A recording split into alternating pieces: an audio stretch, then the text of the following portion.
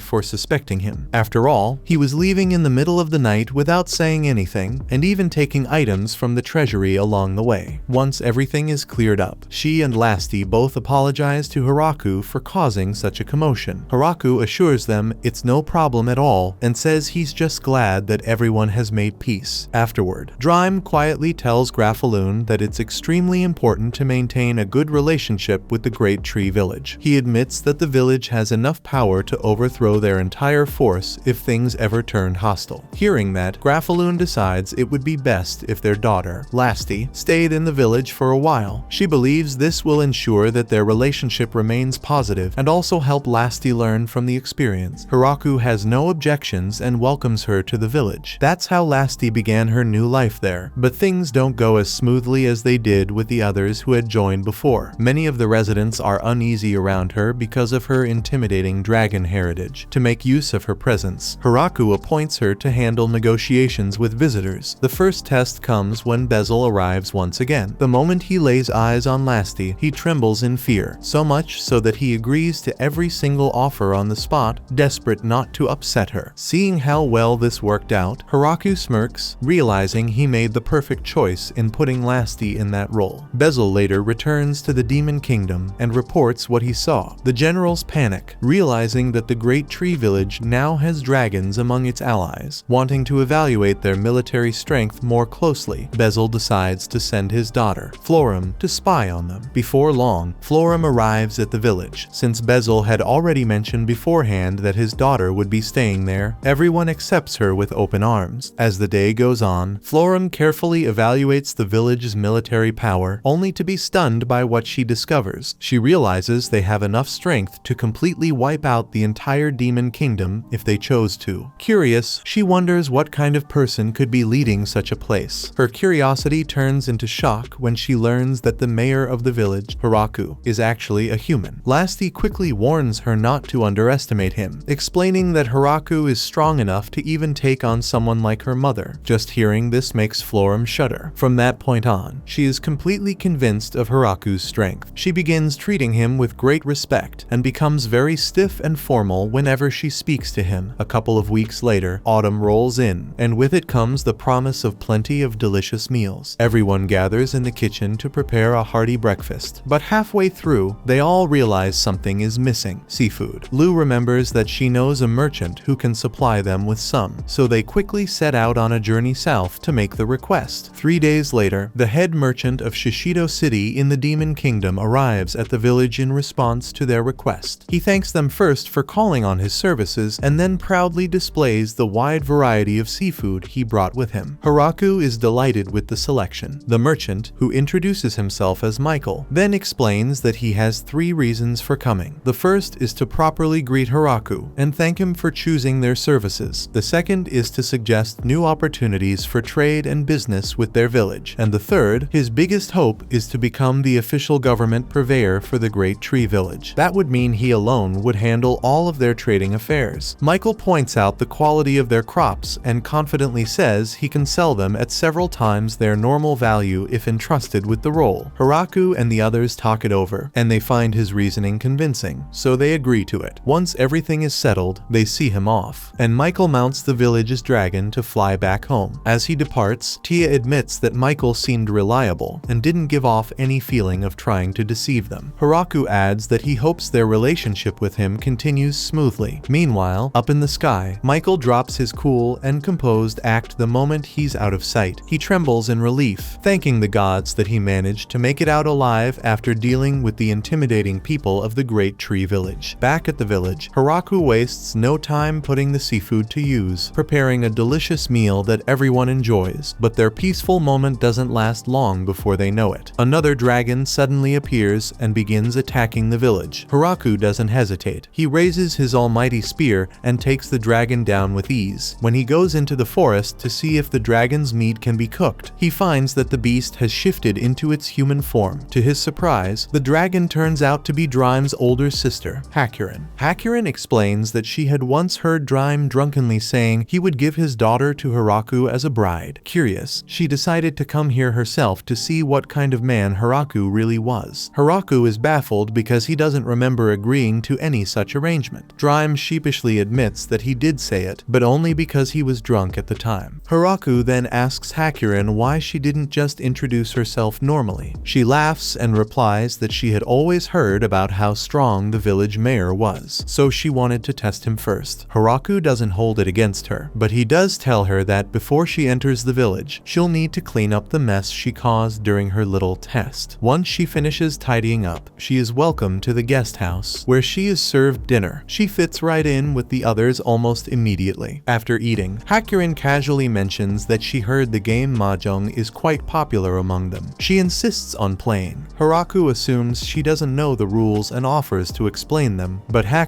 waves him off, saying she'll just figure it out as they go. To make things more exciting, she suggests they place a bet on the outcome of the game, but Hiraku doesn't really have anything worth betting, so he suggests they just play strip mahjong, where the loser of each round has to take off a piece of clothing. Surprisingly, everyone agrees to it. Shortly after, the game begins, and the tension in the room is thick. The dragons are all extremely competitive and absolutely hate losing, so this strip mahjong turns into a very serious battle. Hiraku notices something strange. Harem is completely new to mahjong, and she's also wearing the least amount of clothing compared to the others, yet she plays with an almost dangerous level of confidence. Ever since the game started, Hiraku has been focusing hard on racking up points, but something feels off. He keeps losing every single round. Before long, he's already down to just his tidy whities. He starts suspecting that Harem must be using her magic to cheat, but then again, if she really was cheating, someone else would have caught on by now. Just when Hiraku is at his lowest, the perfect chance presents itself. If he plays his next move correctly, he'll be able to flip the entire game in one shot. With hope in his heart, he throws down his mahjong tile, only for his bad luck to strike again. The tile ends up ruining his plan, and he loses yet another round. The girls immediately burst out chanting for him to take off his pants, and since Hiraku is a man of his word, he does so, standing there in nothing but his shame, revealing his bite-sized wiener for all to see. Meanwhile, in the Demon Kingdom, Bezel and the other generals are growing increasingly concerned. The Great Tree Village has now acquired Harem, a dragon known for her incredible power, and this makes them feel threatened. As they discuss their options, Galgardo interrupts with his own worries. His daughter has been acting moody and unpredictable lately, and he's not sure what's going on with her. Randon, however, takes one look at the situation and realizes they don't stand a chance at victory. Without another word, he leaves behind a letter of resignation on the table and simply vanishes. Back in the village, Harem is fitting in surprisingly well with everyone. She decides to stay for a while, and to Hiraku's surprise, she's skilled enough to handle almost any job assigned to her. That said, she never stops complaining about the tasks she's given. Ironically, despite her whining, she ends up being the one to teach the children reading, writing, and even math. Later that day, a group of hot, naked Lamia girls suddenly arrive at the village seeking help. They explain to Hiraku that some younger monsters attempted to clear out a dungeon they had found in the forest, which forced the Lamias to flee from their homes. Desperate, they came all the way here asking for aid and protection. Hiraku figures there's no way they can just turn them away, so they make a deal. The Lamias will trade the precious gems they mined in exchange for the village's crops. After that, the Lamia girls prepare to head back to their original homes. Before they leave, however, Hiraku insists they put on some clothes if they ever plan on visiting again. He hands them fabric, which they tie around their chest areas as makeshift tops. From then on, the Lamia girls set up a delivery service and start trading goods regularly with the village. With all these new developments and good fortune piling up, Hiraku can't help but feel like the village is finally evolving to the next level. Meanwhile, in the Demon Kingdom, Princess Yuri hears rumors that Florum has been convinced to remain in the Great Tree Village. Some even claim she's being held hostage by whoever runs the place. Fired up by these half-truths, Yuri declares that they have no choice but to attack the village and take Florum back. At the same time, Bezel arrives at the village village to inform Florum about this reckless plan. He explains that Yuri's followers have filled her head with lies, leading her to think Florum is being kept against her will. Florum, hearing this, admits it's a foolish idea. She knows their army would stand no chance against the sheer strength the Great Tree Village commands. Bezel agrees, fully aware of the gap in power, and tells her she's the only one who can prevent this invasion before it spirals out of control. The attack is scheduled for tomorrow, so Florum needs to act fast and convince the army to back down. When the demon army arrives, Florum has the Lamia girls confront them. The sight of the Lamia instantly terrifies the soldiers, making them realize just how hopeless a battle against this village would be. Following that, the three girls who pushed the princess into this invasion, Rosalind, Jolena, and Clacase, are dragged before Hiraku. In front of him, Florum declares that they've chosen to remain in the village for now, working under his command. She also tells him plainly that if they ever try to harm the village, he should feel free to dispose of them. The three freeze in fear at her words. As for Princess Yuri, she bows her head and submits as well. Florum explains to Hiraku that the princess isn't here to cause trouble, only to observe and see how life in the village is run. Yuri herself asks not to be treated any differently, insisting that he treat her like everyone else. With that, she begins her stay. The next day, Florum takes Yuri on a tour of the village. The princess marvels at the different crops and the way everything is managed so peacefully. But unlike her, the other girls are completely miserable. As nobles, they hate the idea of living in such a secluded place, far from luxury. That night, they secretly attempt to escape, but the wolves and spiders are already on guard and block every route. Realizing there's no way out, the girls give up and decide the only option is to behave themselves until they're eventually allowed to return home. Meanwhile, Yuri continues her tour with Florum. She admits she feels like a fool for ever considering war against such a peaceful and well-run village. Still, she points out it wasn't entirely her fault. Florum also vanished from the Demon Kingdom without any explanation, leaving everyone worried. With no word from her, the town hall girls convinced Yuri she had been captured. Florum realizes the misunderstanding is her responsibility and promises to keep Yuri informed from now on. Over time, the girls slowly adjust to life in the village. They find satisfaction in the work assigned to them and begin to settle into their new roles. As for Yuri, she spends her last day working alongside the beast children in the fields. When the farm girls try to stop her, insisting a princess shouldn't be doing such labor, they quickly realize her status was supposed to remain a secret and silence themselves. Yuri doesn't mind, she enjoys the hard work, admitting it's been a long time since she's felt this alive. At the end of the day, it's time for her to return home. She thanks everyone warmly, promises to visit again, and leaves the Great Tree Village with newfound respect for both Hiraku and his people. As for the other girls, they had by now grown surprisingly accustomed to life in the Great Tree Village. What started as reluctance slowly turned into comfort, and eventually they insisted on staying for a while longer. Yuri didn't object in the slightest. She simply left them behind, saying they could do as they pleased, and made her way back to the Demon Kingdom on her own. Not long after Yuri's departure, the village began its pre-winter crop harvest. The yield was massive, so much so that the storage areas couldn't possibly contain it all. Faced with this problem, Lasti stepped forward and asked if she could send a portion of the extra harvest to her father. Hiraku thought it over, then gave her his approval. Right after that, Hakurin spoke up, saying she also wanted to deliver some of the surplus to her parents who lived in the south. Hiraku agreed to that as well, so Hakurin set out on her journey carrying supplies. When she returned, however, she didn't come back alone. With her was a group of mountain elves who had followed her, hoping to settle in the village. Their leader, a woman named Ya, explained their situation. Normally, they lived peacefully in the mountains, but recently their food supplies had become scarce and survival had grown difficult. Hearing this, Hiraku considered their plight seriously before agreeing to let them stay in the village. Ya was overjoyed at his generosity. She declared that she would even be willing to sleep on the floor if that's what it took. But Hiraku immediately stopped her, saying there was no way he would allow that. He promised to arrange proper accommodations for all of them. From that moment, Ya felt deeply indebted to Hiraku for his hospitality, determined to repay him. She tried her very best to be helpful around the village. Unfortunately, every attempt ended in complete failure, and instead of being useful, she often caused more problems. One day, while Hiraku was working, he casually mentioned that he needed clay for a project. Hearing this, Ya took it upon herself to head into the forest forest alone, swearing she wouldn't return until she had found some. After some time, she came back proudly carrying clay in her arms, and Hiraku was delighted by her success. During her search, Ya had also stumbled across something unusual, a nearby dungeon, one that seemed very different from the ones the Lamia girls lived in. She reported this to Hiraku, who, intrigued, decided to send out a survey party to investigate. However, he specifically instructed them not to do anything drastic. The survey team returned shortly after with alarming news. They had discovered evidence of a blood viper living inside the dungeon. Since blood viper meat was said to be extremely valuable, they immediately suggested forming an extermination party and heading north to take it down. Hiraku, however, told them such a matter needed to be discussed and agreed upon by the whole village before taking action. Before long, winter arrived. As the cold season set in, everyone began to notice that Lu hadn't been feeling well. She had been unusually sick, often vomiting and looking pale. At first, no one connected the dots, but after a while, the truth dawned on them. Lu wasn't just sick, she was pregnant. Ever since the news broke that Lu was pregnant, the whole village's mood brightened. Spirits were high, everyone seemed cheerful, and even Hiraku found himself acting differently. Now that he realized he was about to become a father, he knew it was time to step up and take real responsibility. He began giving Lu extra care and attention, always making sure she was comfortable. But Lu, calm as ever, reassured him not to worry so much. She insisted she'd be just fine. About an hour later, Anne finished preparing breakfast for everyone. The only problem was, there were simply too many people to fit into the dining hall at once, so the meal had to be divided into 3 separate groups. The first group included Hiraku himself along with the leaders of each species. The second group was made up of the regular members, while the third group consisted of those who couldn't fit into the second seating. In the middle of all this, Grand Marian, the angel, arrived to deliver her daily report. She explained that just the day before, a group of killer rabbits had attempted to invade the village. Fortunately, the wolves had been there to stop them. To her, this was a positive outcome since it meant they now had plenty of rabbit meat to use in their meals. Listening to her, Hiraku couldn't help noticing something. The angels were always disciplined and professional when carrying out their duties, but the moment their work ended and they were left to their own time, they slipped straight into full-on laziness. They were terrible with everyday chores, but they more than made up for it by keeping the village safe from outside threats. Later in the afternoon, after Hiraku wrapped up his chores, lunchtime rolled around. Anne and the other maids served the meals they had prepared, but this time Hiraku noticed something interesting. For many in this world, eating 2 meals a day, breakfast and lunch, felt unusual. Most of them were used to eating just 1 meal. For the elves especially, it was shocking. Many of them feared that Hiraku's insistence on frequent meals would deplete the food reserves too quickly. Once lunch was done, Hiraku got back to work. This time, he decided to try something new, planting tulips. Until now, his focus had been strictly on growing crops for survival, but he wanted to bring more beauty to the village as well. Beyond that, Hiraku also started organizing regular combat training sessions for the younger villagers, even though he doubted they'd ever need it. Considering how well protected the village was, he thought it would be better for them to be prepared. When dinner time came, the maids proudly unveiled a brand new dish they had tried making. Hiraku tasted it and found it absolutely disgusting, but not wanting to crush their spirits, he forced a smile and gave them a thumbs up of approval. Dinner gatherings had now grown into such large events that they also doubled as opportunities for villagers to make announcements or reports. That evening, Florum approached Hiraku with some news. She explained that Yuri had sent a letter. In it, Yuri requested more of the village's apples as well as clothing made from the soft cloth Zabuton wove. Florum added that she intended to tell Yuri to stop making so many selfish demands, but Hiraku shook his head, saying it was fine. He was sure Zabuton wouldn't mind making some clothes for her. Meanwhile, the dwarves continued working on their alcohol production. They informed Hiraku that in order to improve the quality of their brew, they'd need 3 times as many grapes as they were currently producing. Hiraku went to scout the fields, trying to figure out how he could possibly increase production. That's when Sina came running up to him with urgent news that a strange man had suddenly appeared in the village. Hiraku rushed to the scene and was shocked to see the man bowing before the statues he had made of the gods. What surprised him most was how this stranger had managed to enter the village without any of the security forces noticing. Lu then stepped closer, and upon seeing the man's face, she froze in recognition. she revealed that the man was none other than Vargreif, the progenitor of the vampires. Vargreif turned around, greeted Lu warmly, and then was escorted by Haraku to the guest house. Once seated, Vargreif explained the reason for his sudden visit. He had heard rumors that Lu was pregnant and simply had to see it for himself. At first, he hadn't believed she was the type to settle down with a human and have a child, but now that he saw her here, he realized he had been mistaken. Curious, Haraku asked Lu what Vargreif had meant when he called himself a progenitor. Lu explained that it was like being a grandfather figure to all vampires. Vargreif himself added that he was over 4,000 years old, and the key to his long life was his unusual practice of erasing parts of his own memory from time to time. He would keep only the essential details like his name and traits, while erasing everything else, freeing up more space in his mind. Haraku found the idea terrifying, but Vargreif assured him that although it was scary at first, eventually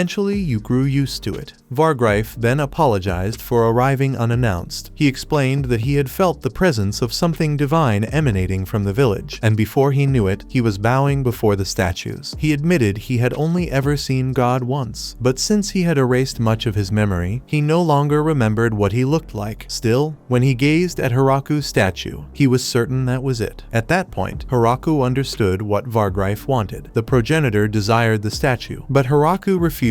He couldn't just give away what belonged to the entire village. Vargreif was visibly devastated, until Haraku quickly added that he could always make a new one for him. Delighted, Vargreif accepted. By the end of the day, Haraku had finished crafting a statue and gifted it to him. When Vargreif asked how much he owed for it, Haraku refused payment. Accepting money, he explained, would make it seem as though he were putting a price on God himself. Instead, he told Vargreif to simply take it as a gift. Grateful, Vargreif returned home with the statue. Back at his palace, Vargreif was greeted by his servants. He ordered them to discard the old god statue and replace it with the new one. When it was unveiled, the servant marveled at its craftsmanship, declaring it a pure work of art. He suggested the creator's name should be spread and honored, but Vargreif shook his head, saying the man who had made it wasn't interested in fame and preferred to live a quiet, peaceful life. Instead, he ordered that Haraku and his village be quietly rewarded. Every vampire would be instructed to show them respect. As a final gesture of celebration, Vargreif also sent the village a piano as a gift, saying it was his way of honoring Lu's pregnancy. The moment it arrived, everyone was thrilled, eager to try playing the beautiful new instrument. Episode 12. After that time, life in the village continued moving smoothly, and there were no complaints or troubles at all. Everyone was still doing their very best to look after Lu now that she was pregnant. Even though Lu herself kept reassuring them not to worry, she trusted that she would be just fine and wanted everyone to relax. Still, the one thing that bothered her was the fact that she could no longer drink alcohol. Because of that, the villagers gathered before Haraku and suggested that they sell off all the alcohol in the village at once. They felt that if Lu saw them drinking while she herself was unable to, it would feel like torture for her. However, Haraku told them they might be overreacting and could regret selling everything later. Instead, he suggested that if they wanted to stop Lu from feeling tempted, they should simply store all the alcohol in barrels underground until she could drink again. Everyone agreed this was a smarter idea. Later that same day, out at the farm, Donovan and the other dwarves were a little upset. They noticed that the villagers had stopped drinking alcohol and wondered if maybe they had done something wrong in making it, or if people no longer liked the taste. Haraku quickly explained to them that it was nothing like that. The reason no one was drinking was simply because Lu could not, and everyone was supporting her by staying away from alcohol as well. The dwarves understood and were touched by the gesture, saying that this only motivated them to work even harder for the village. The very next day, while Lu stayed resting in her room, everyone in the village came by one to give her gifts. They brought everything from food to baby clothes that could be used after the child was born. By the end of the day, Lu was lying in bed, but she began to feel a little uncomfortable. That was when she suddenly realized her water had broken. As soon as they heard this, everyone in the house rushed around preparing hot water and towels so the delivery process could begin. Haraku, however, could not bear to watch, so he left and spent the entire night sleeping outside in the tree hole he had first made when he originally came to this world. The next morning, when Haraku went back into the house, he saw Lu holding their newborn son. Filled with emotion, he walked over and held the baby himself for the first time. Later, the two decided to name him Alfred, with the choice of name being entirely Lu's idea. A week passed after Alfred's birth, and Hiraku found himself reflecting on how far the village had come. When he had first arrived in this world, he had been lonely and uncertain, but now he had friends, family, and an entire community around him. The village had only continued to grow, and he felt deeply grateful to the gods for everything that had happened. Realizing this, Hiraku decided he needed to do something to thank everyone for their hard work.